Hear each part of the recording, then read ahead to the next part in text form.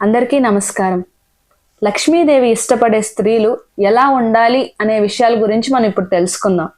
లక్ష్మీదేవి కటాక్షం కోసం అందరూ చేయని పనులంటూ ఉండవు. ఇంట్లో ఎప్పుడూ లక్ష్మీదేవి ఉండాలంటే మాత్రం కొన్ని నియమాలు పాటించాల్సిందే. అది ఖచ్చితంగా అమలు చేస్తే ధనలాభం కలుగుతుంది, చేతి నిండా డబ్బుంటుంది. ఒకరోజు వైకుంఠంలో ఉన్న లక్ష్మీదేవి మందిరానికి రుక్మిణీదేవి వెళ్ళింది. ఇద్దరు పరస్పరం మాట్లాడుకునే సందర్భంలో రుక్మిణీదేవి లక్ష్మీదేవిని ఇలా అడిగింది, సోదరి, నీవు ఎలాంటి వారి దగ్గర ఉండటానికి ఇష్టపడతావు? ఏ స్త్రీలు నీకు ప్రియమైన వారు? నీకు ప్రీతిపాత్రులు కావడానికి ఆడవారు ఏం చెయ్యాలి అని ప్రశ్నిస్తుంది.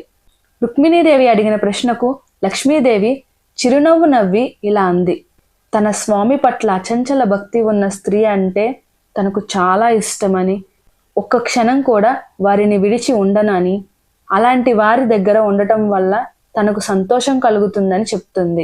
సమస్త గుణాలు ఉన్న భర్తని గౌరవించని స్త్రీలను నేను తిరస్కరిస్తానని, వారిని తన దగ్గరకు కూడా రానివ్వనని చెప్తుంది. ఇతరుల అపరాధాలని మన్నించే క్షమాగుణం కలిగిన స్త్రీ ఇంట్లో నేను నివసిస్తాను. సత్యం మాట్లాడే స్త్రీలు నాకు ప్రియమైన వారు. నిష్కల్మషంగా ఉన్న స్త్రీలు నన్ను పొందగలరు. మోసం, కపట స్వభావంతో ఇతరులను బాధ పెట్టే వారిని నేను ఎంత మాత్రం ఇష్టపడను. నా దర్శనం వారికి లభించదు.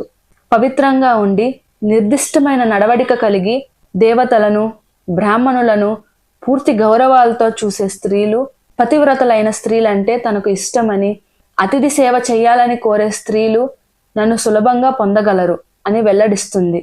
ఇంద్రియాల్ని జయించి పరపురుషులను క్షణం కూడా భావించిన స్త్రీల గృహంలో నేను ఉంటాను. ఆ స్త్రీల గృహం నుండి నేను ఎప్పటికీ వెళ్ళను. వారే నన్ను వారి ఆధీనంలో ఉంచుకుంటారు. నేను ఎంత మాత్రం ఇష్టపడని వారి గురించి కూడా వివరిస్తాను. భర్తను వ్యతిరేకించి వాదించే స్త్రీలు, పౌరుషంగా మాట్లాడి నొప్పించే స్త్రీలు నాకు అసంతృప్తి, క్రోధం కలిగిస్తారు.